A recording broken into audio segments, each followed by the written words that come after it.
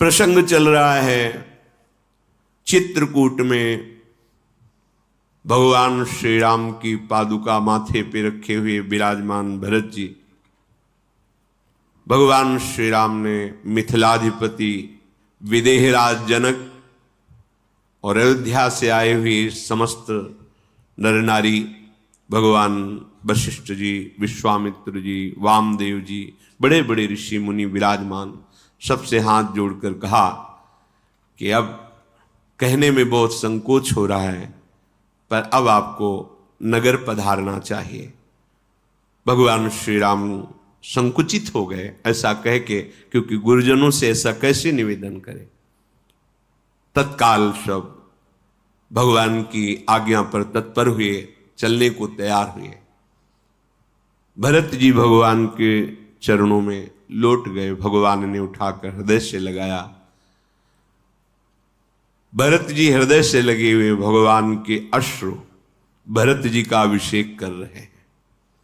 मांग्यो विदा प्रणाम करी, राम लिए उरलाई, लोग उचाटे अमरपति, कुटिल कुओ शरुपाई। भरत राम जी की इस प्रेम मिलन को देखकर मिथिलावासी और अयोध्यावासी सब प्रेम मगन हो रहे हैं। किसी को एक कदम पीछे हटने की इच्छा नहीं हो रही। इसी समय देवराज इंद्र ने कठिन उच्चाटन का प्रयोग कर दिया। बड़ा अच्छा किया। अब इस समय प्रशंसनीय है, क्योंकि भगवान की आज्ञा है कि सब जाओ। अगर ये भारी उच्चाटन दैवी शक्ति के द्वारा ना होता तो सबके प्राण निकल जाते, क्योंकि अत्यंत राम प्रेम में डूबे हुए हैं, चाहे वो मिथिलावासी हो या अयोध्यावासी हो। ये संजीवनी मूरी का काम हुआ। कह रहे सो कुचाल सब का भई नीकी, अवध्यास सम जीवन जी की। संजीवनी मूरी का काम उच्चाटन ने किया, प्रभु की आज्ञा पालन में सहयोग किया। 14 वर्ष बाद फिर प्रभु के दर्शन होंगे, इस आशा से सब धीरे धीरे अपने कदम मोड़ रहे हैं, बार बार मुड़कर प्रभु की तरफ देख रहे हैं। तन मन वचन सब प्रेम से युक्त है। प्रेम शिथिलता छा रही है। सबके नेत्रों से अश्रु प्रवाह हो रहा है। मुनिगण, गुरु वशिष्ठ जी, जनक जी, ये सब ऐसे महापुरुष हैं जिनका हृदय परम विशुद्ध ब्रह्म तत्व में स्थित है। विश्वामित्र जी, वशिष्ठ जी, जनक जी, वामदेव जी, ये सब ज्ञान सिद्ध महापुरुष हैं, लेकिन सबके नेत्रों में प्रेम है। ये ऐसे महापुरुष मानो ब्रह्मा की सृष्टि में निर्लेप ही पैदा हुए हैं, कहीं कोई आसक्ति नहीं। पर ये भगवान के प्रेम की महिमा है कि वशिष्ठ जी, वामदेव जी, विश्वामित्र जी, जनक जी, सबके प्रेमाश्रु चल रहे हैं। तेऊ बिलो की रघुबर भरत, प्रीति अनूप अपार,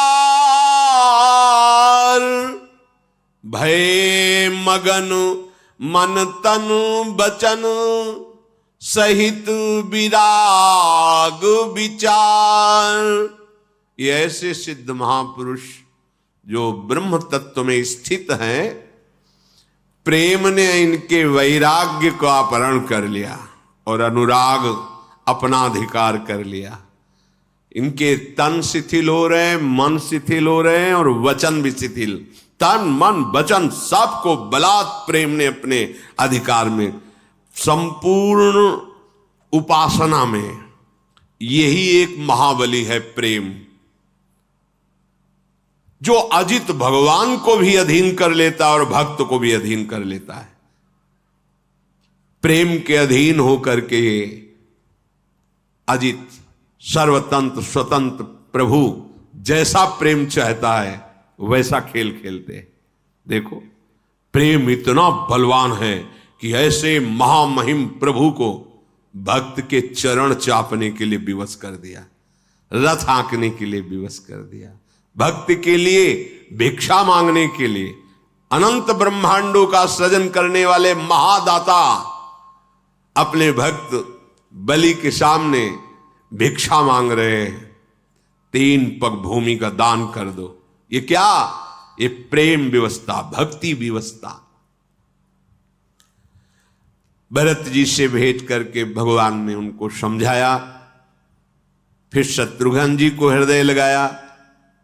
सेवक मंत्री भरत जी की तरफ देख रहे हैं, भरत जी ने इशारे में रुक कर दिया कि जो प्रभु की आज्ञा है तत्काल वैसा करो, अर्थात अब यहां से अवध की तरफ प्रस्थान करो। भारी दारुण दुख छा रहा है, कैसे प्रभु से नेत्र हटाएं?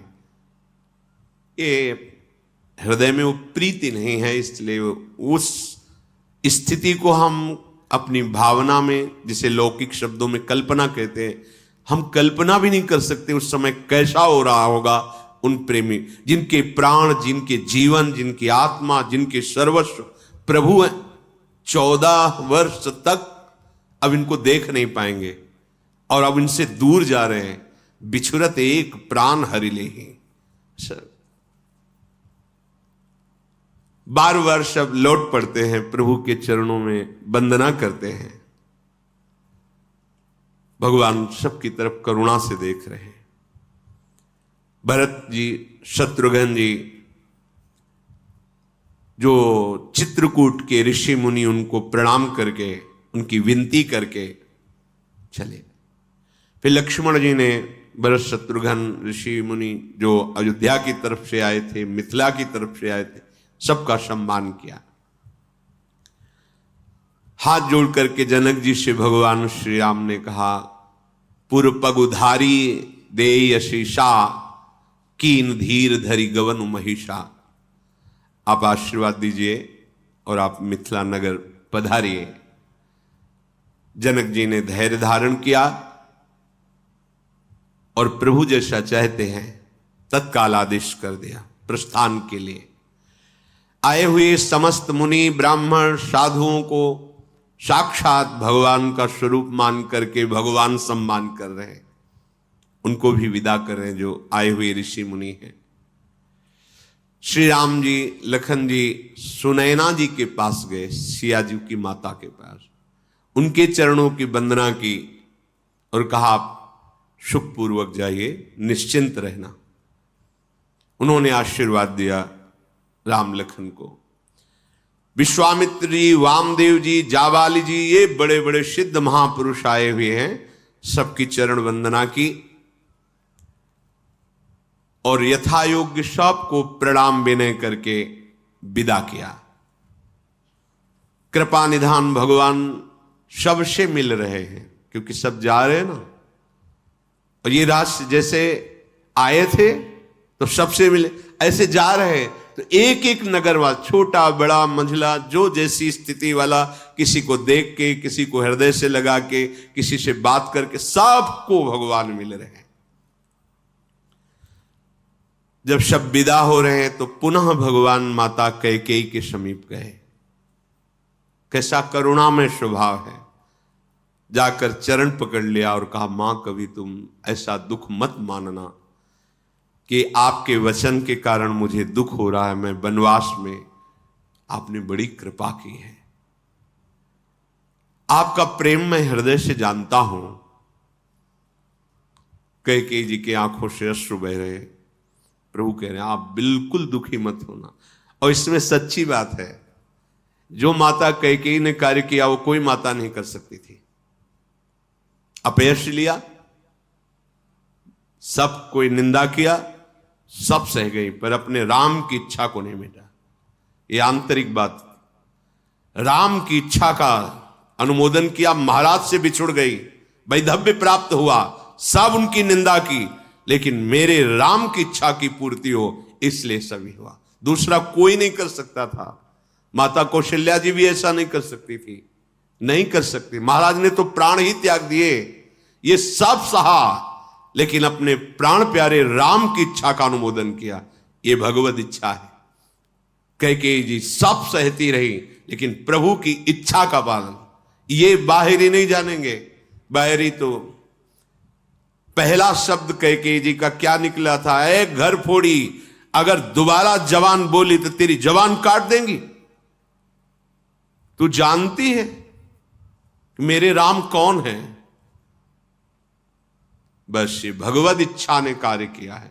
इसीलिए कैकेयी जी के चरण पकड़कर कहा, मां आप कभी संकोच मत करना, ऐसा दुख मत मानना, ये मेरी इच्छा से है।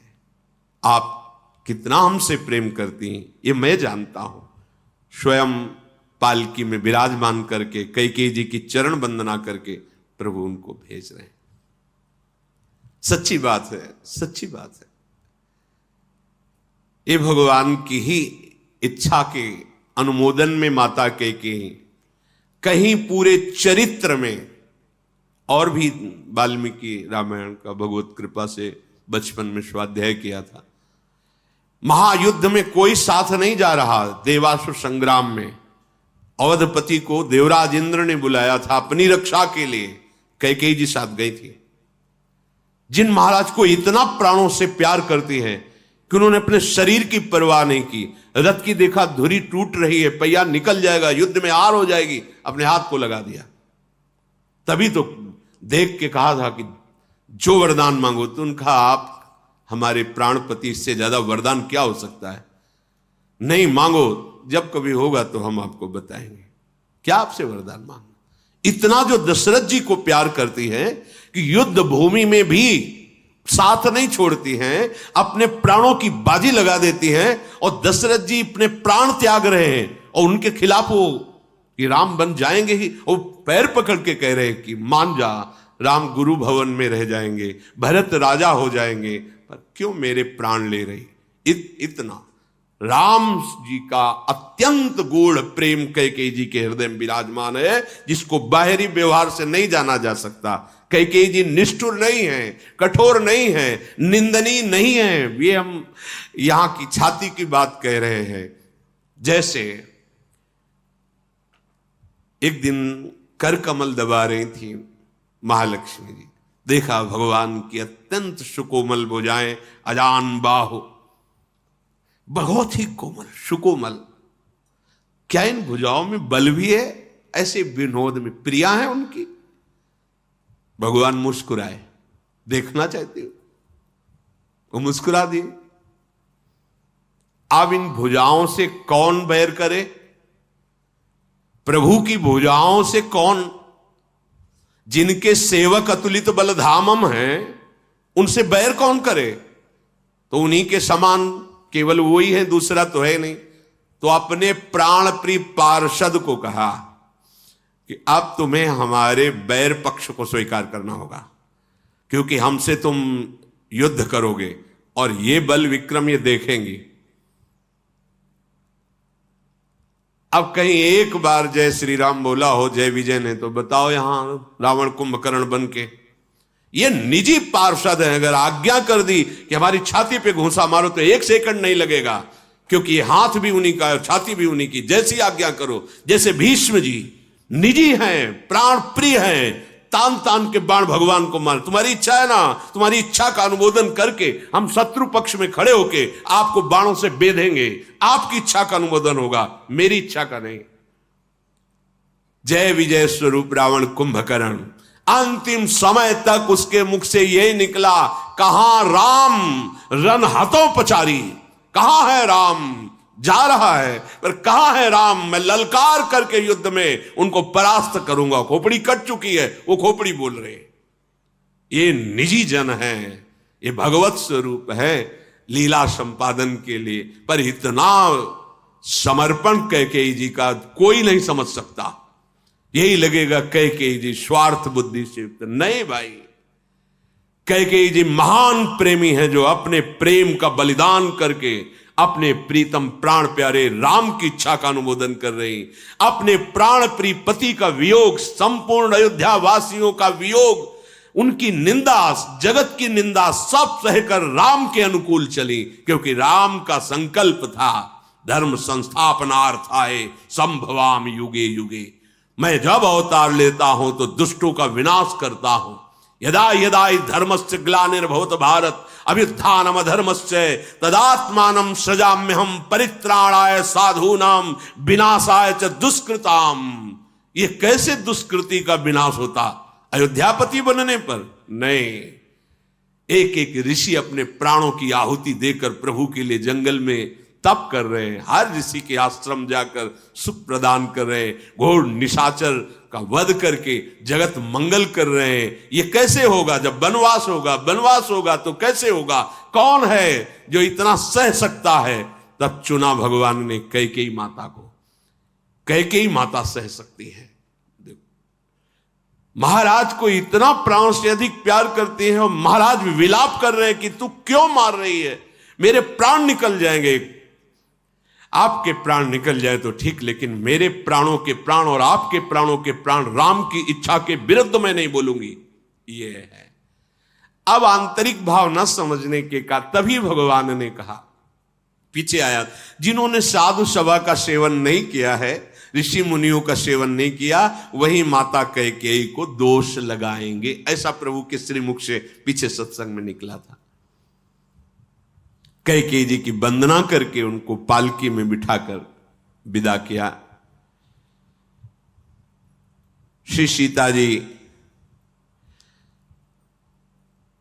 अपने नैहर मिथिला की तरफ से जितने भी जन आए थे सबसे मिलकर के उनको विदा किया। फिर कौशल्या जी, सुमित्रा जी, कैकेयी जी इनके चरणों में पड़ी। सबने आशीर्वाद प्रदान किया सिया जी को। माताओं ने आश्वासन दिया, सदैव सुखी रहोगी, सौभाग्यवती रहोगी। फिर कुछ दूर तक दोनों भाई और सियाजू विदा करने अवधवासियों को। महाराज जनक भी साथ ही।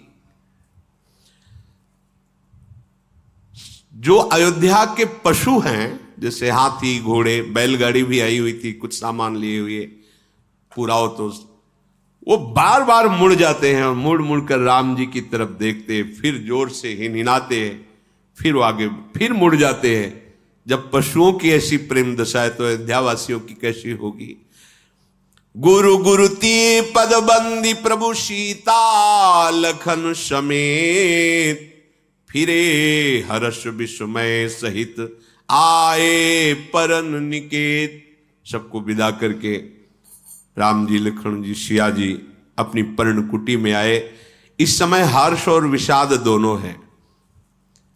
हर्ष इस बात का है कि संपूर्ण वन में दुख पा रहे थे और भरत जी क्या कहेंगे, कहीं ऐसा ना हो कि भरत की प्रेम विवशता हमारे पिता की आज्ञा में बाधक बन जाए, लेकिन नहीं बनी।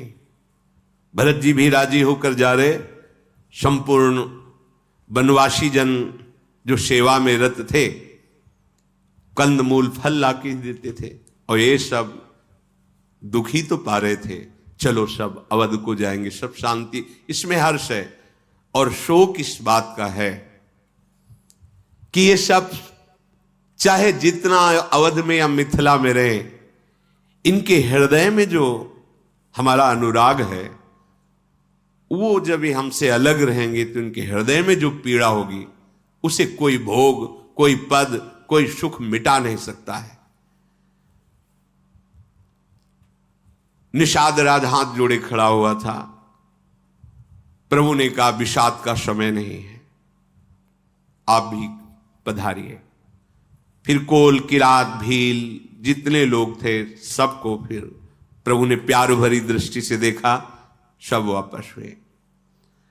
आकर के अपनी उसी चौकी पर, वेदी पर रच की सियाराम लक्ष्मण विराजमान हुए। प्रभु की आंखों से बार बार आंसू टपक रहे। भरत जैसा प्रेमी, ये देखो किसकी याद आ रही है? भरत जी। भरत जैसा प्रेमी नहीं। चित्रकूट बहुत समय हो गया रहते हुए, अब हमें आगे बढ़ना चाहिए। प्रभु ने लखन और सियाजू से ऐसा कहा। चौकी पे बैठे हुए ऐसे दिखाई दे रहे मानो ज्ञान, वैराग्य और भक्ति विराजमान है। ज्ञान मूर्तिमान ब्रह्म तत्व राम जी, वैराग्य मूर्तिमान लखन जी और प्रेम भक्ति मूर्तिमान सियाजू। सानुज सिय समेत प्रभु राजत पर्ण कुटीर, भगति ज्ञान वैराग्य जनु सोहत धरे शरीर। जनक जी ने विचार किया कि अभी हमें मिथिला नहीं जाना, सीधे अवध जाना है। साथ में ही अयोध्यवासियों के साथ मिथिलावासी और जनक जी भी जा रहे हैं। सब नाम कीर्तन, भगवान के गुण कीर्तन करते हुए, और कोई कोई तो एकदम मौन चले जा रहे हैं, बस शुद्धि नहीं है। यमुना जी पार हुए, किसी ने कुछ खाया पिया नहीं। फिर आगे चलकर गंगा जी पार हुई श्रृंगवेरपुर में, वहां निषाद राज ने कुछ फल आदि की व्यवस्था की। फिर गोमती सही उतरकर 4 दिनों में चल करके अयोध्यापुरी पहुंचे। जनक जी अयोध्या में सब राजकाज की विधान को संभलवाया। मंत्री गुरु वशिष्ठ जी, भरत जी, इन सबको सावधान करते हुए कहीं भी कुछ भी तनिक भी आवश्यकता हो तुरंत सूचना दी जाए और सेवक उपस्थित है, ऐसा जनक जी कहकर फिर मिथिला को चले गए। अब अयोध्या में सब भगवान के दर्शन की आस से रह रहे हैं। राम दरस लगी लोग सब करत नेम उपवास, तजी तजी भूषण भोग सुख जियत अवध की आस। आहा, कैसा मंगलमय रहनी है। समस्त अयोध्यावासी नियम से रहने लगे, कोई भोग नहीं, ना शब्द स्पर्श रूप रस गंध, कोई भोग नहीं। उपवास पूर्वक, कभी थोड़ा फल, कभी जल, रात दिन नाम जप, प्रभु के रूप का ध्यान।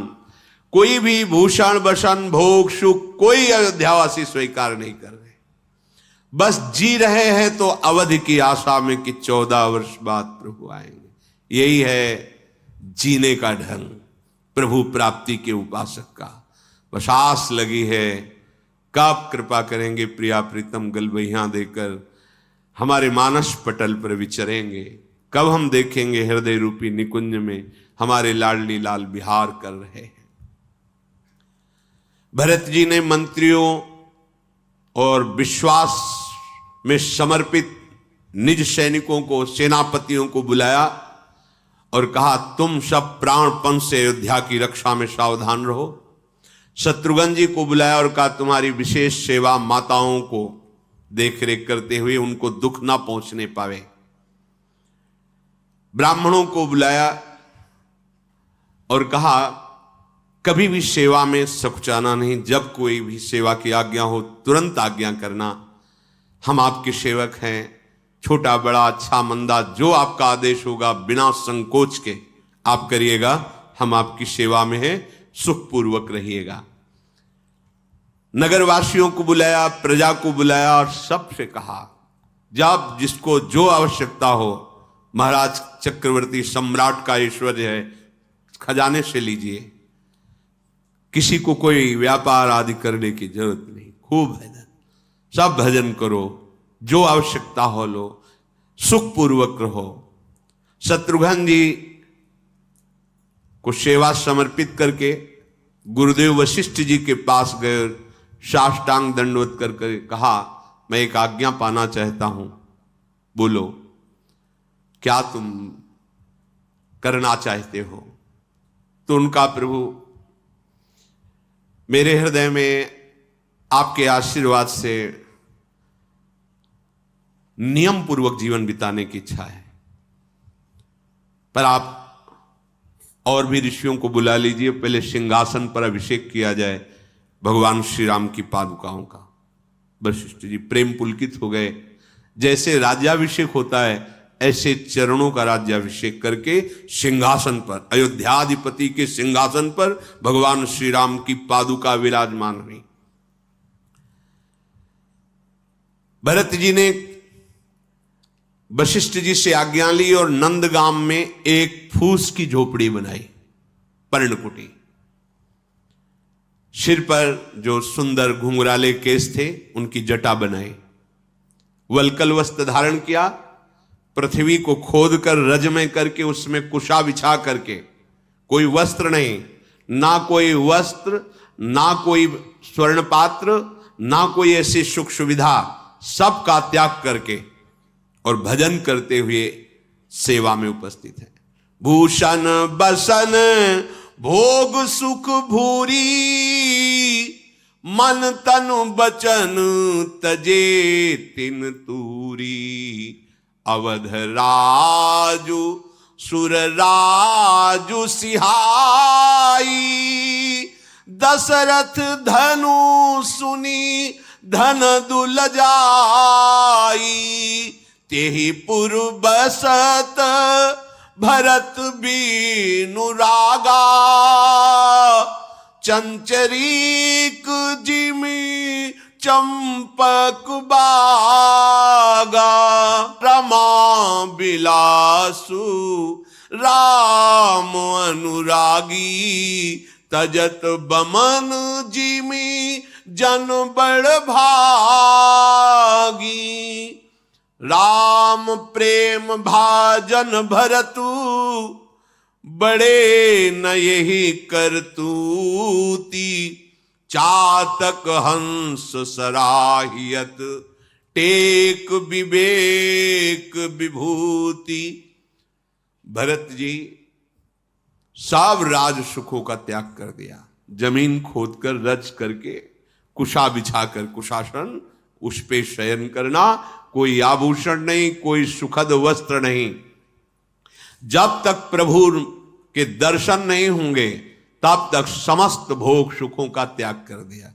हमने तो संतों से सुना कि गाय को जौ पवाई जाती, जो जौ निकलती गोबर में, उसको उबाल करके फिर भरत जी पाते थे। देखो ये अयोध्याधिपति महाराज का वैभव है, जिसे देखकर इंद्र भी ललचा जाए। कोई ये अलंकारमयी बात नहीं, जिनके पुत्र भगवान बने उनका ऐश्वर्य ऐसा तो होगा ही कि इंद्र देख के ललचा जाए। दशरथ जी के यहां इतना स्वर्ण रिद्धियां सिद्धियां हैं कि कुबेर भी लजाते हैं, पर ऐसी अयोध्यापुरी में भरत जी ऐसे निवास कर रहे, धन्य है। जैसे चंपा के बाग में भौरा, भौरा चंपे पे, जो भगवान के भक्त होते हैं वो इस माया के विलास को, इस लक्ष्मी के भोग ऐश्वर्य को बमन की भांति त्याग देते हैं। फिर भरत जी तो स्वयं भगवान के प्रेम स्वरूप हैं, इनके लिए कोई आश्चर्य की बात नहीं है। जब एक टेक चातक पक्षी निभा सकता है तो फिर भरत जी तो महाप्रेमी हैं। अब भरत जी का शरीर दिन दिन दुबला हो रहा है, क्योंकि कोई भी स्वास्थ्यवर्धक वस्तु, घृत, दुग्ध, मेवा, मिष्ठान सब त्याग, पर मुख की कांति दिव्य हो रही है। हृदय में भगवत प्रेम नित्य नूतन बढ़ रहा है। मन में बहुत प्रसन्नता होती जा रही है, शरीर बहुत कृश होता जा रहा है। भरत जी की रहनी, भरत जी की करनी, भक्ति, वैराग्य, निर्मल गुण, ये कोई वर्णन नहीं कर सकता। स्वयं सरस्वती जी की भी सामर्थ्य नहीं कि वर्णन कर सके। वे नित्य प्रति प्रभु की पादुका का पूजन करते हैं, हृदय में अपार प्रेम है, और पादुका जी की आज्ञा मांग करके अवध की रक्षा करते हैं, स्वयं कष्ट पूर्वक जीवन व्यतीत कर रहे हैं। नित पूजत प्रभु पावरी, पीति न हृदय समात, मांगी मांगी आयसु करत, राजकाज बहुभांति। ऐसा नहीं कि शरीर दुबला हो गया तो कोई कार्य नहीं, पूरा राजकाज संभाल रहे हैं। सिंहासन में पादुका जी सेवक की भांति आज्ञा पा, कोई भी कार्य करना तो पहले पादुका जी को निवेदन किया, मानो आज्ञा मिल गई, फिर कार्य किया। हर समय भरत जी की कैसी स्थिति है, यही भगवत प्रेम जिसके हृदय में प्रकाशित होता है यही स्थिति कर देता है। पुलक गात ही सिय रघुबीरू, जीह नाम जप लोचन नीरू, गदगद सुर नैना सजल, दंपति रस रहे भीन, ईगत वृंदा विपिन में फिरे प्रेम तल्लीन। हृदय में युगल विराजमान सियाराम, भरत जी की स्थिति, और जीव नाम जप कर रही। देखो सबसे बड़ी स्थिति है, इससे बड़ी कोई स्थिति नहीं। पुलक गात ही सिय रघुवीरू, और जीह नाम जपी और लोचन नीरू, बहुत बड़ी, इससे बड़ी कोई स्थिति नहीं होती।